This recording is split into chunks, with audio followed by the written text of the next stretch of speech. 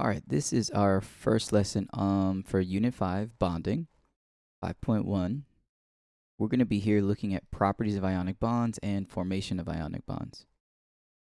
So, before covalent bonds, we were only talking about nonmetals. Now we're talking about metals and nonmetals, and that's the difference between an ionic and a covalent bond. So, in an ionic bond, metals will lose their valence shell, right?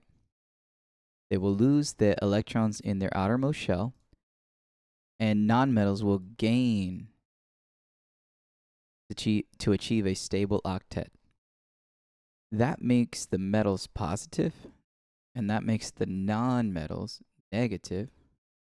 That is called, when they get stuck together, electrostatic attraction between a cation, positive metal, and an anion, a negative nonmetal, and that makes what we call an ionic bond. Ionic bonds are very strong. They have a high melting point and a high boiling point. We can remember this if we just think about what's the most common covalent molecule, right? Covalent, meaning two nonmetals or more. Water. Water is our most common covalent molecule. And what's our most common ionic compound? Salt, right? NaCl, sodium chloride. Now, if you imagine you had two pots, one full of water and one is full of salt, and you try to boil them, the water is going to boil faster. The salt might not even melt by the time you're done, because those are very strong bonds, right? So ionic is much stronger than covalent. Here it's showing us our main groups. There are many metals, right? But luckily we can break it down a little bit, and we can talk mostly about group 1, group 2, our alkaline metals, our alkaline earth metals, and group 3. Boron is a really weird guy, so we're not going to talk about boron very often. But here in our group 3, we've got aluminum and gallium. We will talk about them from time to time. And then we've got these three special ones here. And group 1 will always be positive 1 charge. Group 2 will always be positive 2. And group 3 will always be positive 3. Here, these ones, this one will always be plus 1, plus 2, and plus 2.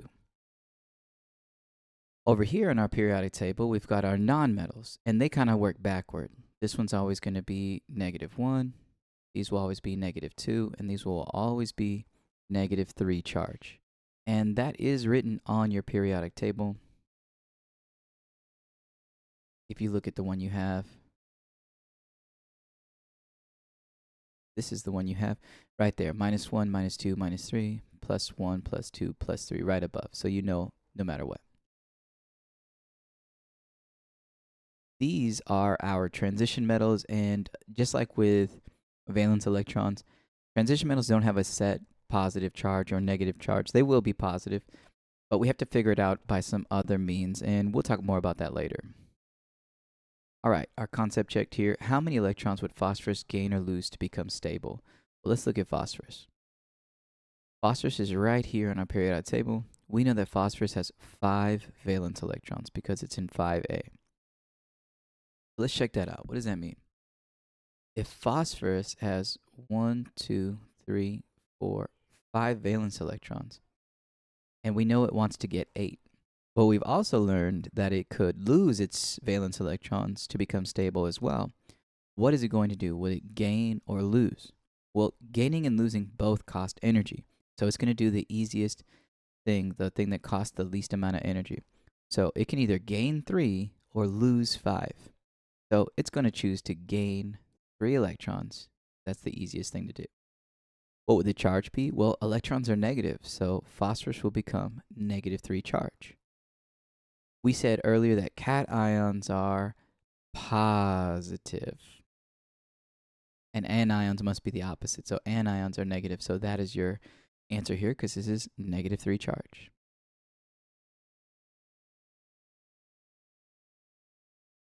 Okay, this is the really important part. If we look on our periodic table, we see that lithium has 1 valence electron and fluorine has 7 valence electrons. So we're going to write those out, and we're going to put their Lewis dot structures. So we know that fluorine wants to get 8 valence electrons. If it has 7, it needs 1 more. Now, in the previous unit, what we did was let's connect these two and then they'll bond together and that's a bond. But that's a covalent bond and this is not that anymore. We're not sharing anymore. In this case, fluorine is too strong to share. It will just take. So what's going to happen is lithium is going to give up its valence electron and give it to fluorine. Fluorine will take it and it will then have a full valence shell. Because electrons are negative, lithium becomes positive 1 and fluorine becomes negative 1 because we transferred a negative charge this direction. Fluorine now has a full octet. It is happy. And lithium might at first seem like it doesn't have an octet, but let's look. Lithium has 2 energy levels. It has a valence electron there on the outside. That's that one that it gave up. This valence electron is that one that it gave up. And so when lithium gives up its valence electron, look, it now has 2 valence electrons. And I know we said they want 8, but lithium is one more exception to our rule. So just like hydrogen, helium, lithium, and beryllium only need 2 valence electrons to be happy. So this is now our full list of exceptions, right? We knew last time hydrogen only needed 2. Now we know that lithium and beryllium also fit into that. Over here, we're looking for our ratio. Look, I've got 1 lithium and 1 fluorine. A ratio is just, how many to how many. So I have 1 lithium to 1 fluorine. My ratio is 1 to 1. The charge is positive 1 over here, negative 1 over here. This is called our meet 0 rule. These need to add up to 0. The plus 1, minus 1, they cancel out, equal and opposite, and they give us 0. What is our formula? In order to write our formula, what we're going to do is we're just going to write down both elements. So this is LiF. And I'm going to take my ratio and I'm going to put my ratio down here. So that's Li1F1. But we know in chemistry, if it's a 1, we don't have to write it. So really, my formula is just LiF. Cool.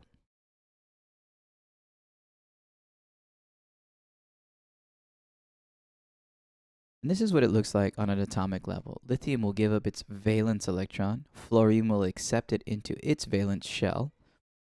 Lithium loses that shell, and fluorine and lithium are now both happy and stuck together. All right, let's check out magnesium and oxygen. Magnesium has 2 valence electrons. Oxygen has 6. What's going to happen here is pretty obvious. Oxygen needs to get 8 valence electrons, so it needs 2 more. So magnesium's going to give up both of its valence electrons. It doesn't matter how we draw it. They can go wherever they want, but we just got to show that they're being transferred. Okay, now electrons are negative, so magnesium's going to take on a positive 2 charge. Oxygen will now have a negative 2 charge. My ratio is, again, 1 magnesium, 1 oxygen, 1 to 1 ratio. Positive 2, negative 2, right there, positive 2, negative 2. This is my meet 0 rule. Does this equal to 0 at the end? Yes, it does. 2 minus 2 is 0. And what's my formula? I'm going to write out MgO, and then I'm going to take my ratio, and I'm going to put those numbers down here. Again, since it's 1 to 1, I can just leave it as MgO.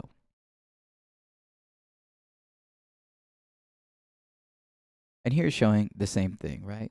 Magnesium will lose both of its valence electrons.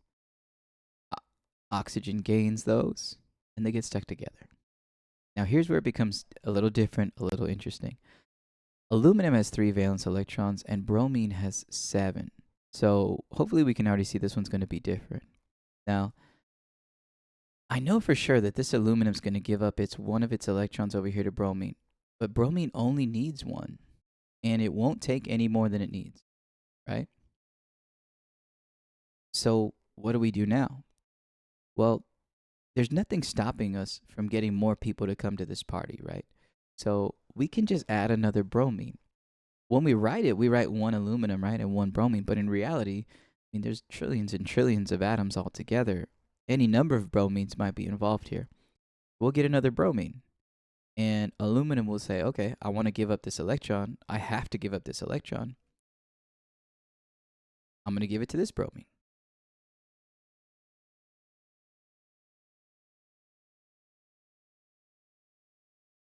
And we have one more electron to give up, so aluminum will give up its last electron to another bromine.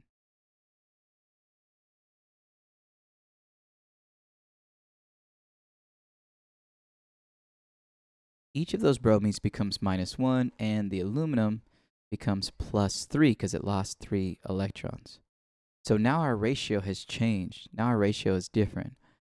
Our ratio is 1 aluminum to 3 bromines, so our ratio is 1 to 3. Our cation, our positive ion, is +3, and our anion, our negative ion, is -1. Oops, that should say minus. Let me fix that. It should be -1, -1, -1. So -1, -1, -1 is -3. So +3 minus 3 gives us 0. And then what's our formula? We're just going to write it out. I'm going to write out Al, give a little space, Br. I'm going to take this ratio and I'm going to put it down here.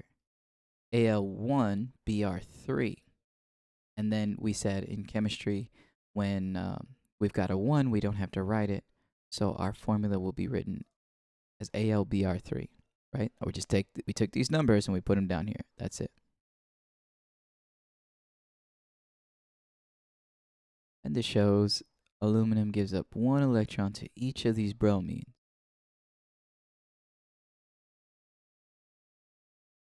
All right, aluminum and sulfur. Aluminum 3 valence electrons. Sulfur has 6. So this one's going to be even more different. So I know that aluminum will give up this electron here. Easy. That makes sense. Sulfur still needs one more, right? Because that's only 1, 2, 3, 4, 5, 6, 7. It needs one more to get 8. So aluminum will give it another one. All right. But now what do we do? Well, we learned from the last one we can bring in another sulfur, so let's do that.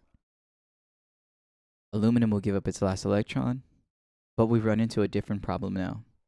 Sulfur needs more. Aluminum's all done. It doesn't want to give up any more, and it doesn't have any more to give. So what can we do? Well, luckily we can go back and forth as many times as we need. If we need more aluminum, we can do that as well. So we'll bring in another aluminum. This aluminum will give up its electron right there. And then I think we know what to do here at the end. We need to give up 2 more. We've got another sulfur to come in. Take care of that. Now, if you lost track, I'll draw it out for you real quick. This aluminum gave up 2 electrons here and 1 electron to this sulfur. And this aluminum gave up 1 electron to this sulfur, 2 electrons to this one. Each aluminum becomes +3 because aluminum is always +3 when we give a charge, and each sulfur becomes -2. Now our ratio is 2 aluminums, because I got 2 of them, to 3 sulfurs. So our ratio is 2 to 3. Our charge is +3, +3, and then -2, -2, -2. So 3 plus 3 gives me +6. And then -2, -2, -2, 3, -2. So it gives me -6. So these are equal and opposite. They cancel out to 0. And what is our formula? Our formula is going to be ALS. We take these numbers from our ratio and put them down here in our subscripts. Al2S3. And that's how we would say it. Al2S3.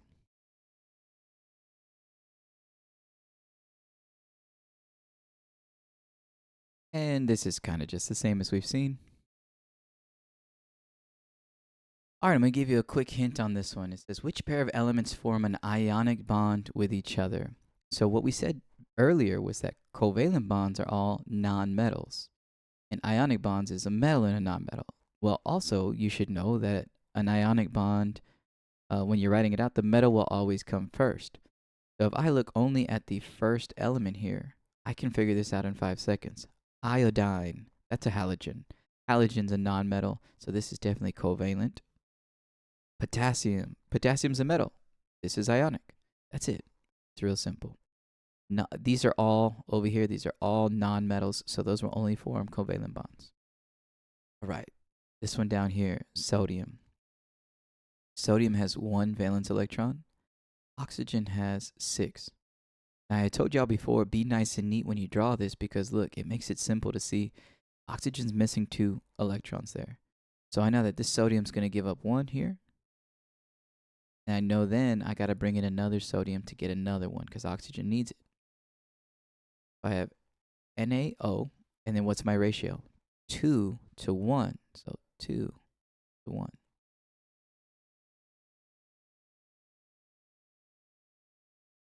All right, finally, we're going to show a simpler way to do all this. Like if we're trying to do an assignment and we're just trying to figure out, like without drawing all that stuff, how does this work? So we're going to use our periodic table now. This is where this comes into play. When we're trying to figure this out, look, this is lithium and fluorine. So I'm going to find lithium, and I'm going to find that its charge is +1 all the time. I'm going to find fluorine, and I'm going to find that its charge is -1 all the time. And I'm going to write it out like that.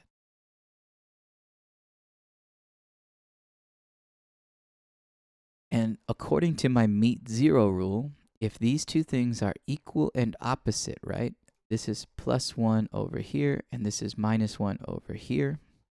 Then I just have a ratio of 1 to 1. And my formula for that will be LIF. They cancel out, right? The charge cancels out. It's just LIF. If I look at magnesium, magnesium will always be +2. Oxygen always -2. Magnesium +2. Oxygen -2. So +2, -2. It doesn't matter if it's 1 or 2 or 3. If they're the same, equal and opposite, then my resulting formula is going to be 1 and 1 MgO. What if they don't match? Aluminum is +3. I know that if I look on my periodic table, aluminum's right here, +3. And bromine is -1 right there. When I write those out, those don't match. So what can I do? And this is called our crisscross applesauce trick. What we're going to do, we're going to take this number, not the charge. I cannot stress this enough, not the charge. We're going to take that number and we're going to move it down here. We're going to crisscross applesauce. We're going to drop them and cross them. And we're going to move that number over here.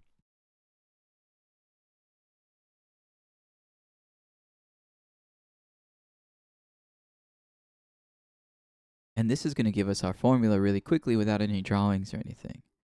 Now, once we bond these things together, the charge goes away. We have canceled it out. So when we write our formula, it's just AlBr3, just like that. The same thing if I have aluminum and sulfur. I just write out their charges. Do these numbers match? No, they don't. Okay, crisscross applesauce. That goes there. That goes there. No, I cannot express this enough, y'all. The charge goes away. I keep seeing from everybody that they'll do something like this. They'll do, oh, this is Al2 minus and S3 plus because they move the charge as well. The charge disappears. This is not the way. All right, so when we write out our formula, Al2S3, and that's it.